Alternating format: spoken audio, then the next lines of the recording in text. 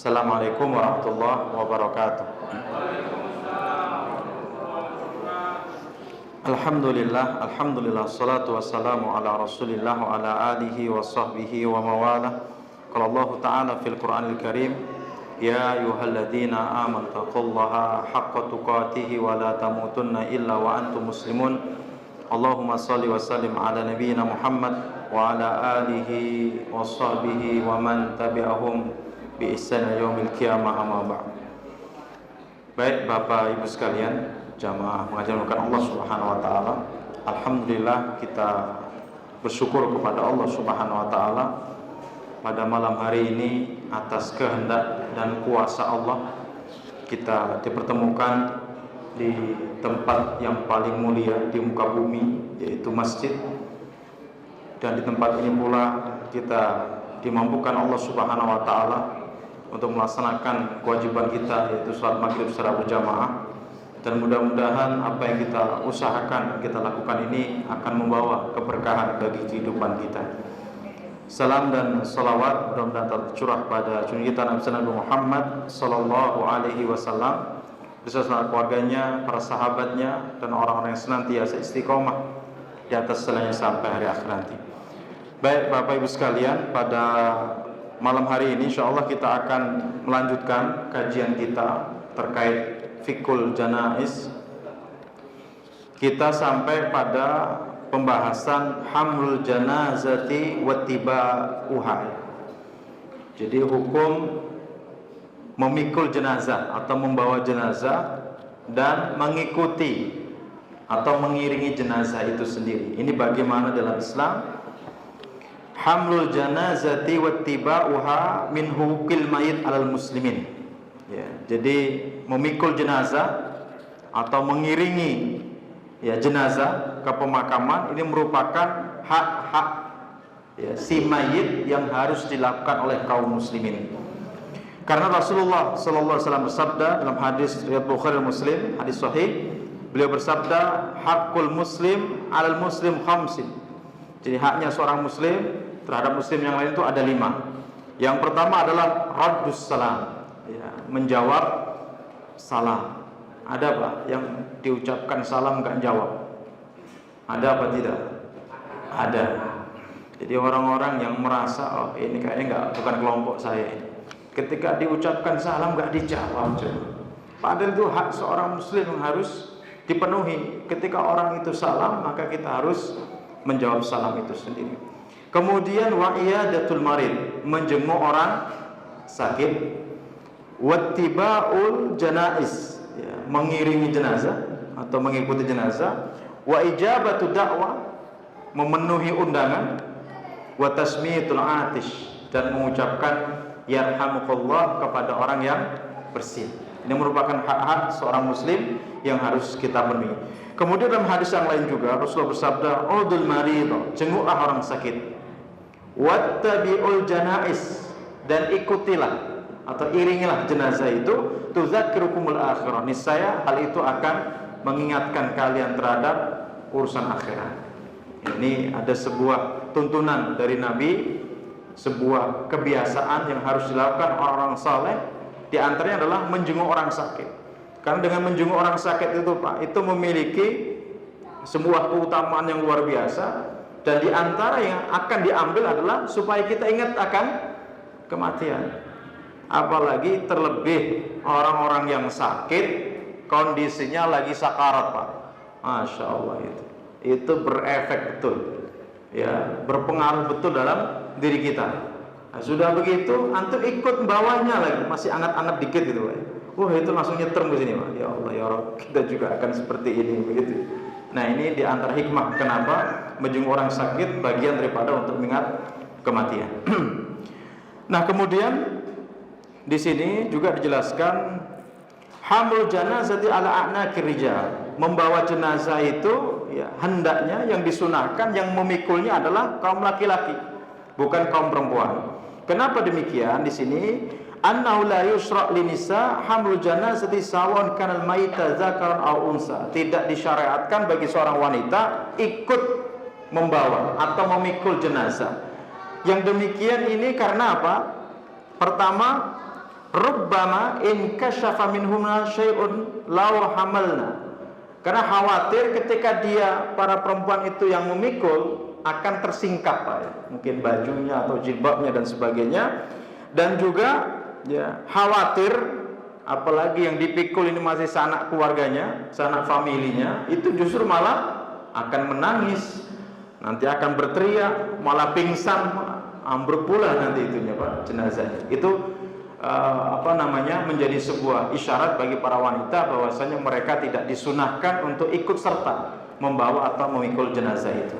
Kemudian dalam proses pengantaran jenazah di sini ada sunnah untuk al-isra bil janazah, menyegerakan. Jadi pas memikulnya itu agak dipercepat. Rasulullah bersabda, asri'u bil janazah, segerakanlah prosesi jenazah itu. Maksudnya dari meninggal dunia, memandikannya, mengkafani, kalau bisa segera disegerakan. Kenapa demikian? Fa in taku salihatun fa khairun tuqaddimunaha. Karena kalau dia adalah orang yang soleh, maka kebaikan yang kamu persembahkan untuknya. Dengan dia segera dimakamkan, itu dia akan mendapatkan kebaikan-kebaikan dari Allah Subhanahu wa taala. Tapi sebaliknya, kalau dia adalah orang yang tidak baik, maka keburukan kalian pertahankan di tengah-tengah kalian. Ini salah satu perintah untuk mempercepat atau menyegerakan jenazah. Jadi dimulai dari proses awalnya tadi, kemudian sholatnya juga dipercepat, tidak ada rukuk, tidak ada sujud, gitu ya. Tidak ada rukuk, tidak ada sujud. Dulu nggak tahu, saya dulu pernah nonton Pak di TV itu, kelas berapa saya itu? Judulnya itu Ustadz Fotokopi. Itu menggambarkan akan kebodohan seorang ustadz itu, karena hakikatnya dia bukan ustadz, gitu ya. Saat itu dia diminta untuk memandikan jenazah. Dia beralasan dengan 1000 alasan. Di antaranya, kalau saya memandikan, nanti saya akan teringat dengan wajah si mayit, maka saya nggak mau. Akhirnya benar, dia nggak diperbantukan untuk memandikan. Disuruh mengkafani, intinya nggak bisa Pak, tapi dia 1000 alasan gitu ya. Sampai akhirnya pas proses menyolatkan, karena dia pakai peci, pakai jubah sendiri, hakikatnya bukan ustadz. Jadi kalau bukan ustadz, jangan ya casingnya jangan pakai yang kayak ustadz Pak, nanti jadi korban. Ada yang begitu, pas khotib nggak datang, suruh khutbah Jumat. Waduh, keringatnya keluar semua. Padahal dia bukan ustadz. Ini juga. Nah di saat itu dorong-dorongan lah, karena dia yang pakai jubah, yang pakai peci, akhirnya kedoronglah dia, majulah dia menjadi imam sholat jenazah. Karena dia tidak paham tentang sholat jenazah bagaimana itu, jadi takbir kedua itu rukuk Pak.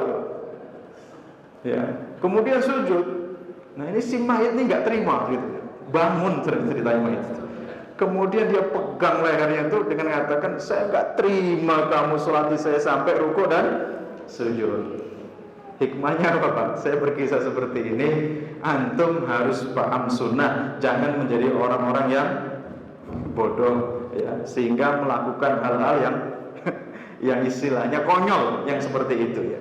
Nah karena ternyata tidak sedikit ketika Allahu Akbar masih ada yang rukuk begitu kan?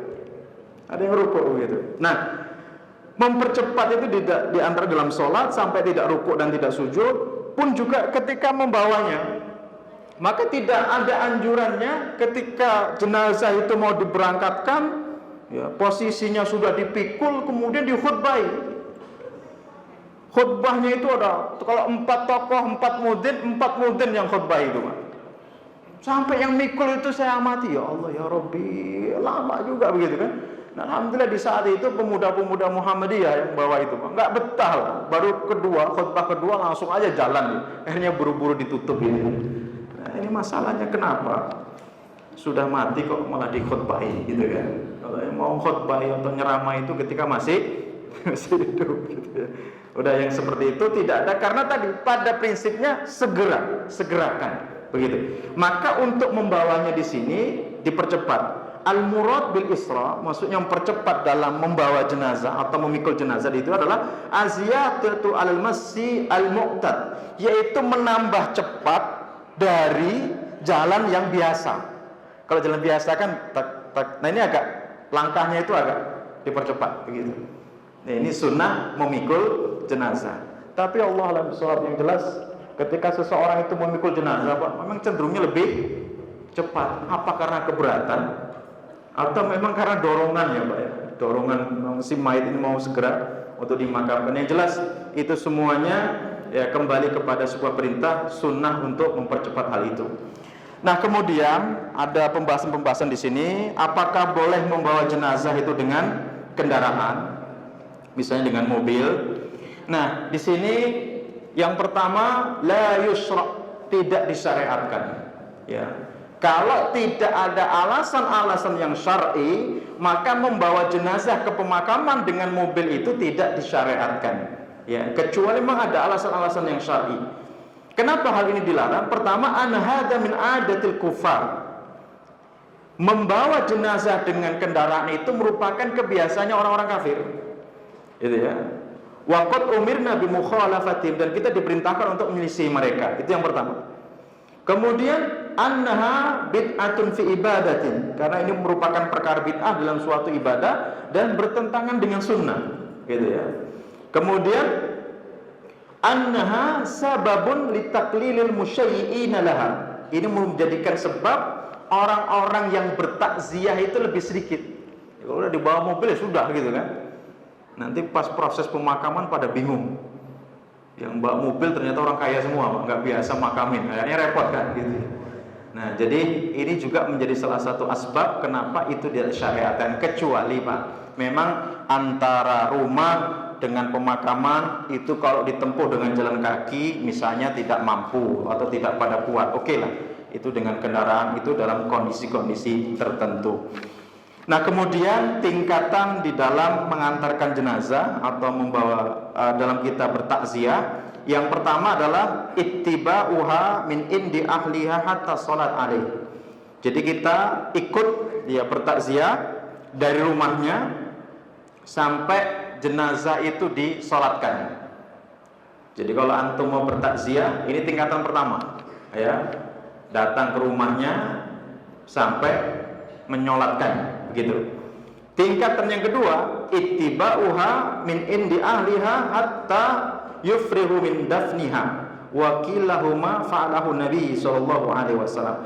Kemudian tingkatan yang kedua, hadir di rumahnya kemudian sampai selesai pemakaman. Ini tingkatan kedua. Jadi hadir di rumahnya bertakziah. Arti takziah itu apa? At-tasbir. At-tasbir itu apa? Datang dalam rangka memberikan motivasi tentang kesabaran kepada ahli, kepada keluarga yang ditinggalkan oleh si mayit itu. Itu takziah. Jadi kita datang memberikan motivasi, sabar dan sebagainya, ya, sampai mensolatinya, sampai memakamkannya. Ini tingkatan yang kedua. Nah, dalam hal ini tingkatan-tingkatannya ada keutamaannya masing-masing. Nabi bersabda, "Man syahidal janazah min baitiha hatta yusalla 'alaiha falahu qirat." Barang siapa yang ikut ya menghadiri prosesi jenazah tersebut dari rumahnya sampai menyolatinya, maka baginya 1 qirat. Pahalanya 1 qirat. Wa man syahida hatta tudfa, barang siapa yang mengikuti proses jenazah tadi sampai dimakamkannya, falahu qiratani, maka baginya 2 qirat minal ajri, dari pahala. Qila ya Rasulullah, maka di saat itu ditanyakan kepada Nabi, wa mal qiratani, apa yang dimaksud dengan 2 qirat? Nabi menjelaskan, mislu jabalaini al-azimaini. Jadi 2 qirat itu pahalanya seperti 2 gunung yang besar. Wa fi riwayah, dan dalam riwayat yang lain, kullu qiratin misru Uhud, 1 qirat seperti gunung Uhud. Masya Allah. Ini keutamaan bagi orang yang bertakziah. Ya, kalau antum sampai menyolatinya hanya dapat 1 qirat.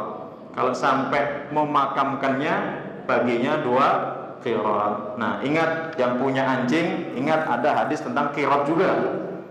Barang siapa melihara anjing bukan untuk berburu, menjaga sawah ladangnya, kemudian ketika untuk menjaga binatang ternaknya, maka setiap harinya pahalanya dikurangi 1 qirat. Nah, kalau qirat yang dimaksud di sini gunung yang besar ini Pak. Jadi antum memelihara anjing hanya diikat di kanan kiri rumah, maka ya Allah ya Rabb gitu ya, sudah nggak sholat punya anjing, terus gimana Pak? Apa pahala yang mau dikurangi? Orang nggak punya pahala kan begitu. Nah ini untuk muhasabah yang masih memelihara segawon alias kambing balap. Tahu kambing balap ya? Kawan saya pernah hampir terjebak karena di daerah Jawa Tengah sana ada namanya sate kambing balap. Dia kira kambing balap itu ya kambing begitu. Sudah makan lahap, setelah itu pulang. Dari mana? Itu pesta, diundang makan kambing balap. Astagfirullah, astagfirullah. Kambing balap tahu nggak? Nggak tahu saya. Segawon, segawon. Anjing, langsung, gitu ya. Kalau di sana mau beli sate itu hati-hati. Kalau di situ ada sate jamu jangan dibeli Pak. Sate jamu itu sate guguk gitu Pak.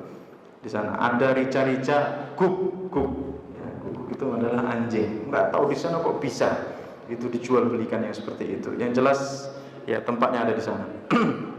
Kemudian yang berikutnya nahyun nisa anitiba'il janazah. Bagaimana hukum seorang wanita ikut serta mengantarkan jenazah? Di sini dijelaskan waqad hamal jumhurul ulama hadan nahi al-karaha la al-tahrim. Jadi jumhur ulama, mayoritas para ulama memakruhkan bagi para wanita untuk ikut serta dalam mengantarkan jenazah. Ini sebagaimana yang disampaikan oleh Ummu Atiyah, beliau berkata nuhina anittiba'il janazah wa lam yu'zan alaina. Kami para wanita di zaman Nabi dilarang untuk mengikuti ya jenazah itu, maksud ikut mengantarkan jenazah ke pemakaman, tapi hal itu tidak ditekankan kepada kami.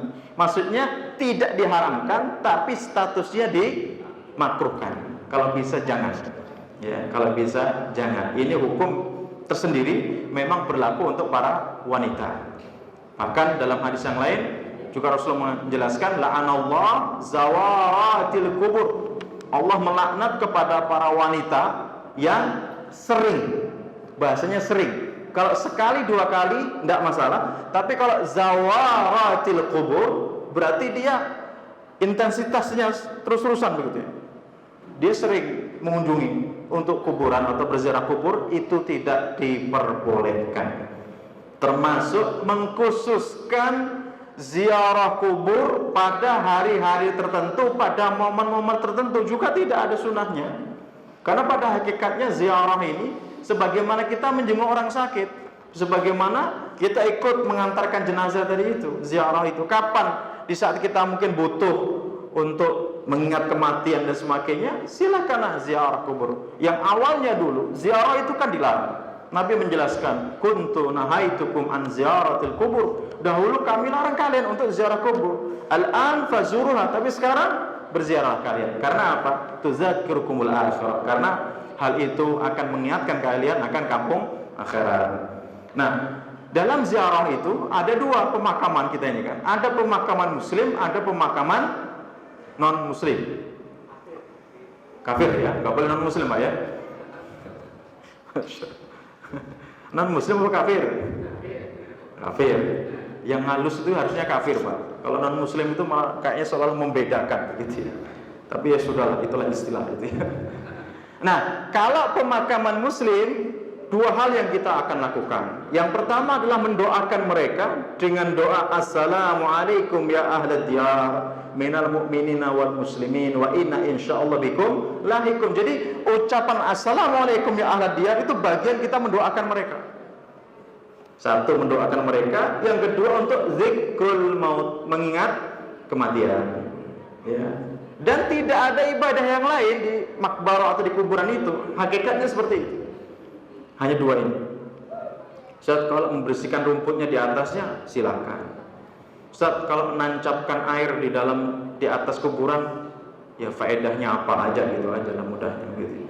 Nah, adapun kalau kita ziarah ke pemakaman yang non muslim tadi itu, maka itu hanya kita tujukan hanya satu hal saja, yaitu untuk zikrul maut, mengingat kematian. Jangan masuk pemakamannya assalamualaikum ya ahla diyar antum mendoakan mereka malam ini gitu. Enggak boleh Pak.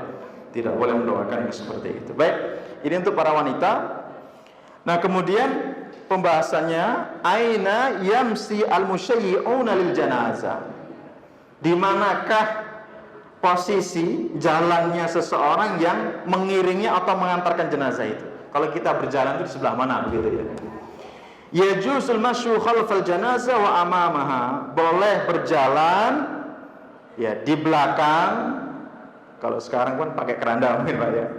Sebenarnya kalau keranda itu justru semakin berat. Hakikatnya kalau memang kuburan dekat nggak usah pakai keranda, Pak, langsung aja begitu. Apalagi jenazahnya itu anak kecil, pakai keranda malah beratan keranda daripada jenazahnya begitu ya.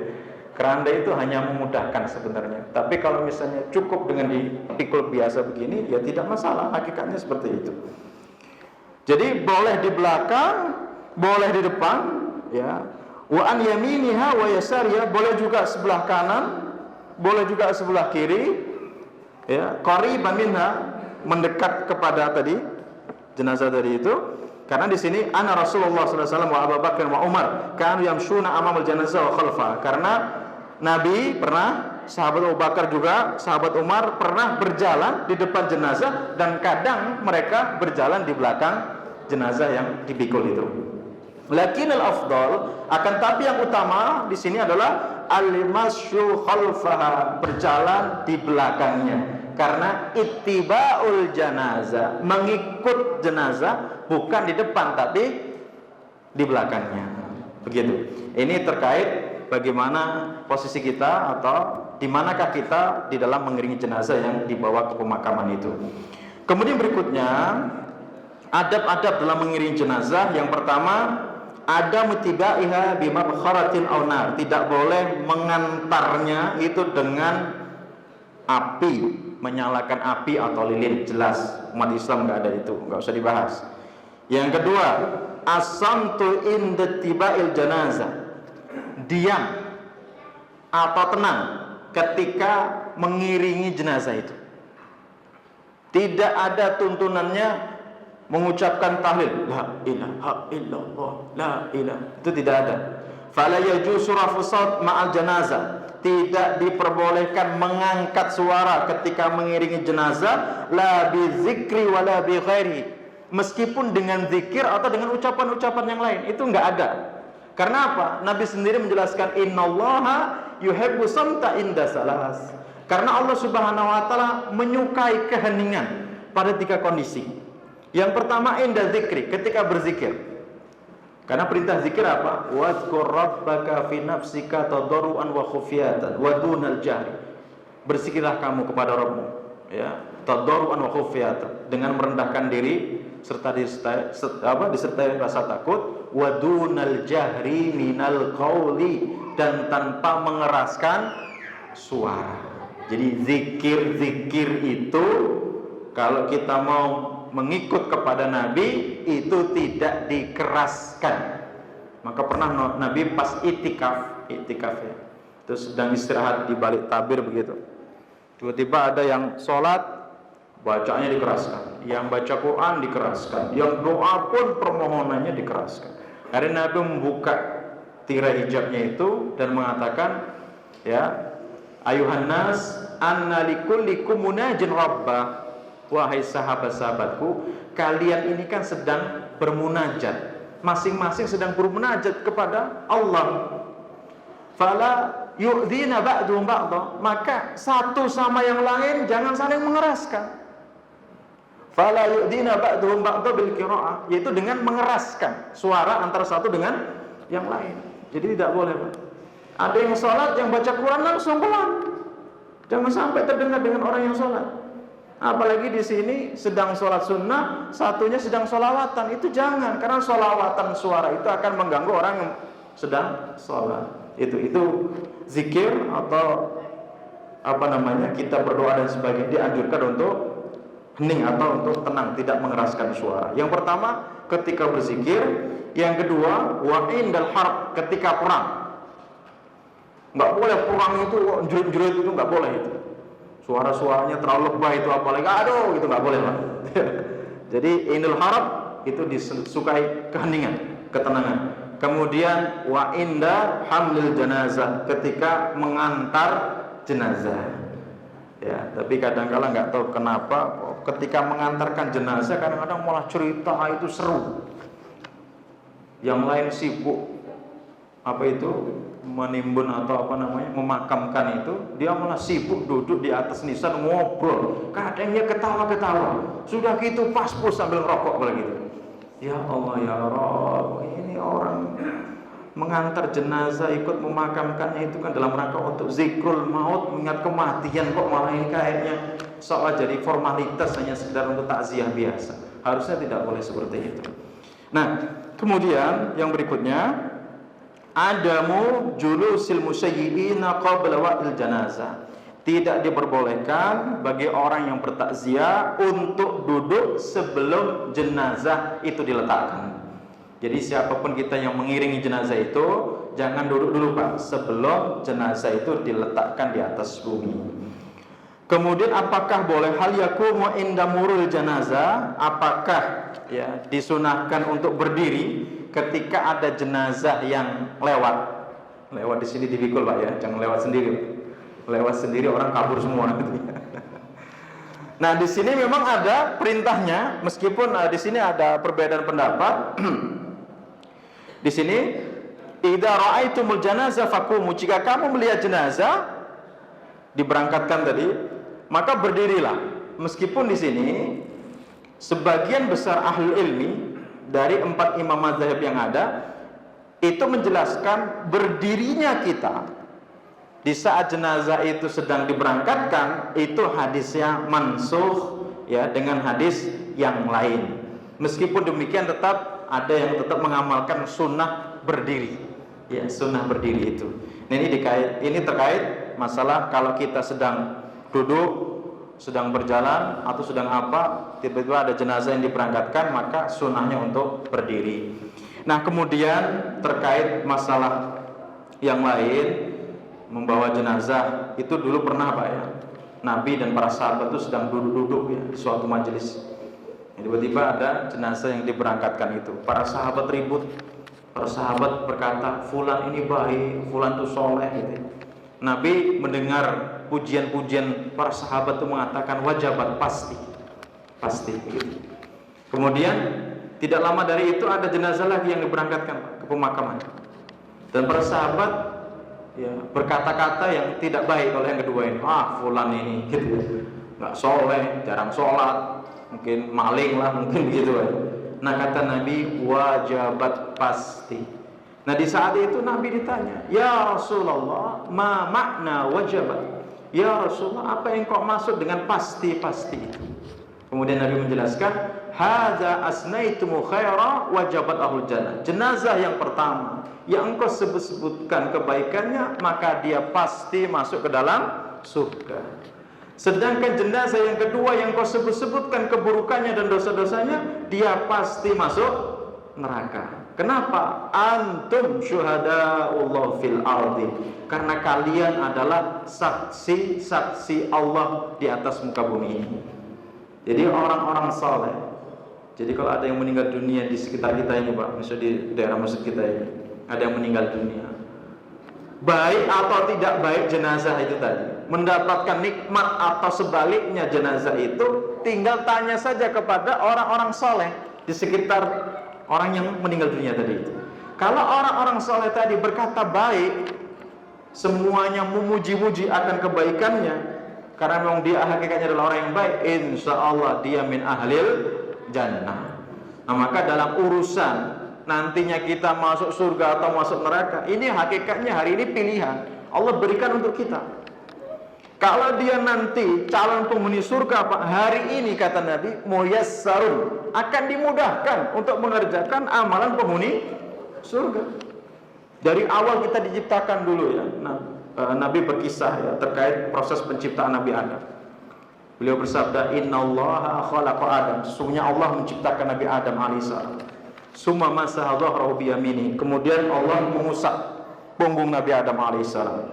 Fastakhraja minhu dzurriyyah, Setelah itu keluarlah ya ruh cikal bakal manusia akan menghuni di muka bumi ini, tapi dalam bentuk ruh. Nah, kelompok yang pertama ini Allah berfirman kepada mereka, khuliqtu haula'il jannah, saya ciptakan mereka nanti menjadi penghuni surga, wa bi amali ahli jannati ya'malun, dan nanti di dunia mereka akan sibuk mengerjakan amalan penghuni jannah. Mudah-mudahan kita termasuk dalamnya, amin. Bukan kelompok yang kedua, Pak, tapi kelompok yang pertama. Setelah itu Allah mengusap lagi penghuni Nabi Adam, keluarlah kelompok yang kedua, ruh-ruh yang akan tinggal di muka bumi ini. Kemudian Allah berfirman kepada mereka, khuliqtu haula'i linar, saya ciptakan mereka nanti menjadi penghuni neraka. Wa bi amali ahli nari ya'malun, nanti di dunia sibuknya mereka itu untuk mengerjakan amalan penghuni neraka. Nah, di saat itu para sahabat juga gelisah. Gelisahnya begini, oh kalau begitu ketetapan itu sudah ada. Seseorang mau masuk surga, seorang masuk neraka itu kan sudah ada. Bahkan Nabi menjelaskan 50.000 tahun sebelum ciptakan langit dan bumi, ketetapan kita akan ke surga, akan neraka itu sudah ada gitu kan. Maka di saat itu ada sahabat yang bertanya, ya Rasulullah, jika demikian afala nattakilu, kenapa kita nggak bersantai saja? Kalau nanti masuk surga akan masuk surga gitu, kalau masuk neraka. Tapi jawaban Nabi bukan seperti itu. Jawaban Nabi justru mengatakan apa? I'malu fakulun muyassar lima khuliqa lahu. Beramal sholahlah kalian, bersungguh-sungguhlah kalian dalam mengerjakannya, karena masing-masing kalian akan dimudahkan untuk mengerjakan sesuatu yang menjadi ketetapan baginya. Maksudnya adalah kalau kita nanti calon penghuni surga, Pak, nantinya akan masuk surga, hari ini pasti Allah mudahkan kita dalam kebaikan. Sholat 5 waktu nggak ada lagi istilah terpaksa atau terbebani. Ketika adzan udah otomatis terpanggil untuk ke masjid. Itu insya Allah tanda-tanda ahlul jannah, amin. Ya, tapi adzan berkumandang keras, kok ya kalah ya sama suara HP-nya gitu. Masjid depan rumah gede, kok nggak kelihatan? Ya, Quran bertumpuk di rumahnya, nggak pernah dilihat, begitu ya? Sajadah setiap lebaran, setiap Ramadan beli, nggak pernah dibentangkan. Ya Allah, ya Rabb. Sampai mati pun diingatkan, Pak sholat, Pak sholat. Enggak juga dia mau sholat. Nah, hati-hati. Memang orang ini garisnya nanti akan masuk ke dalam neraka. Nah, mudah-mudahan kita termasuk orang yang dimudahkan urusan untuk kebaikan, untuk ketaatan, sehingga Allah masukkan kita ke jannah. Amin. Baik, Bapak-Ibu sekalian, cepat sekali waktu kita. Oke, masih ada 7 menit atau 8 menit ke depan. Mungkin dari Bapak Ibu sekalian ada yang ditanyakan, kami persilakan. Ya, silakan Pak. Semangat ini paling belakang. Ya, nah di sini juga dibahas. Di sini juga dibahas. Bagaimana kalau ada yang naik motor, hukumnya boleh. Ya. Tapi kalau jenazahnya jangan dinaikkan motor. Maksudnya yang tidak disyariatkan tadi, kuburannya dekat, dinaikkan motor atau dinaikkan mobil, harus dipikul. Nah, yang mengantarnya mau pakai motor, mau pakai mobil, hakikatnya boleh. Tapi utamanya itu keutamaannya, karena di sini ada wattibaul janaiz, mengiringi jenazah. Kalau antum naik motor nanti lebih duluan daripada jenazahnya, Pak. Jadi jangan-jangan duluan masuk kuburnya gitu kan. Ya, lebih di belakangnya. Nah, itu hakikatnya ya kita jalan kaki begitu ya. Sunnahnya jalan kaki tetap. Baik, yang lain betul. Terkait ini atau mungkin materi sebelumnya ada yang mungkin juga ingin ditanyakan, tidak masalah. Bismillah, salatu wassalamu ala Rasulillah. Ini sebagaimana perintah Nabi kepada sahabat Ali radhiyallahu anhu. Di saat itu bapaknya sahabat Ali siapa? Abu Thalib, itu paman Nabi sendiri, meninggal dunia. Maka perintah Nabi kepada sahabat Ali, urusilah prosesi jenazah bapak kamu itu. Sahabat Ali muslim, bapaknya non muslim. Nah, di saat itu para ulama menyimpulkan dengan apa yang diperintahkan Nabi kepada sahabat Ali, hakikatnya boleh bagi orang-orang Islam, bagi orang muslim untuk ikut serta dalam prosesi jenazah itu boleh Pak, dari ikut nyusun kursi ya, dan yang lain-lainnya ya, selama tidak masuk dalam ranah agama mereka, begitu ya, dalam kegiatan mereka yang bersifat agama itu, silakan hadir di situ ya, memberikan motivasi silakan. Yang dilarang itu dua hal. Yang pertama mensolatinya, yang kedua memintakan ampun untuknya. Itu nggak boleh, mutlak ya, nggak boleh. Jangan malah semoga bapak kamu diampuni Allah, nggak boleh. Bisa nggak antum nggak berucap itu gitu ya. Sebagaimana kalau antum ada hari raya di luar Islam, antum datang ke rumahnya, setelah itu antum berjabat tangan saja. Kalau sampai antum mengucapkan selamat hari raya mereka, bermasalah keimanan antum, kan begitu. Pun juga demikian, di saat kita takziah hanya sekedar kita memberikan kesabaran, memberikan motivasi kesabaran atas orang tersebut. Mudah-mudahan dengan kunjungan kita, dengan perhatian kita itu di dalam dirinya terdetik ya untuk masuk Islam, atau terdetik dengan kedekatan kita kepada dirinya untuk masuk ke dalam Islam. Itu yang akan dicapai, itu yang akan dituju, bukan hal-hal yang lain.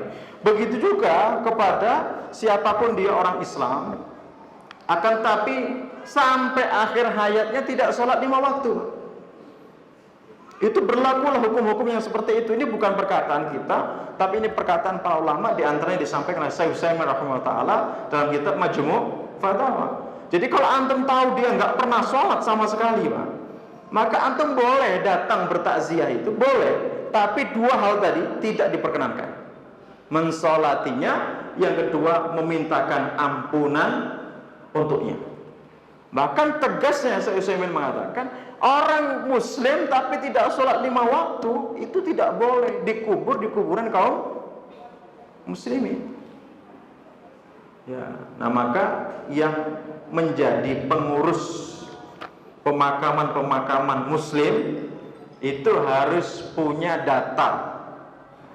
Bahkan kalau bisa tidak hanya ditulisi pemakaman muslim, tapi pemakaman muslim yang mengerjakan sholat 5 waktu. Kok jadi panjang? Karena hakikatnya seperti itu. Nah, kenapa harus dipisahkan antara yang muslim dengan non muslim? Kuburannya harus dipisahkan, nggak boleh dijadikan satu tempat. Termasuk orang yang sholat sama yang tidak sholat sama sekali. Kenapa harus dipisahkan? Karena apa? Siksaan yang menimpa kepada orang kafir itu akan berpengaruh kepada orang yang muslim. Maka hakikatnya kalau memang itu dalam suatu pemakaman itu bercampur, itu nanti dilihat mana yang lebih dulu. Kalau ini akadnya pemakaman muslim, maka yang kafir-kafir itu harus dipindahkan Pak. Atau ini hakikatnya pemakaman non muslim, kok malah bapak antum dikuburkan di sana, pindahkan. Jangan sampai menetap di sana, karena itu ya ta'assar, akan berpengaruh siksaannya itu kepada orang Islam atau kepada kaum muslimin yang dimakamkan di sana. Maka untuk di Bandar Lampung, kalau memang belum ada pemakaman muslim yang dikelola secara islami, maka kalau bisa mencari tanah kemudian diangkat bareng-bareng untuk pemakaman muslim yang benar-benar muslim yang sholat 5 waktu ya. Kalau di Jannatul Firdaus, perumahan Bukit Kencana, mereka sudah mewujudkan pemakaman, namanya pemakaman Firdaus itu ya. Jannatul Firdaus itu di Jatimulyo. Itu khusus untuk para ikhwan, untuk siapa saja yang memang ya kita kenal dia sholat 5 waktu, maka boleh dimakamkan di sana. Itu seperti itu. Karena ini hajat darurah yang sangat mendesak untuk kita semuanya. Jangan sampai dicampur antara non muslim dengan yang muslim. Wallahu a'lam bishawab. Baik Bapak Ibu sekalian, yang dimuliakan Allah Subhanahu wa taala, demikian kajian kita tentang fikih jenazah pada malam hari ini. Mudah-mudahan bermanfaat. Mari kita akhiri kajian kita dengan mengucap alhamdulillahirabbil alamin dan doa kafaratu majlis. Subhanaka Allahumma wa bihamdika asyhadu an la ilaha illa anta astaghfiruka wa atubu ilaik. Wassalamualaikum warahmatullahi wabarakatuh.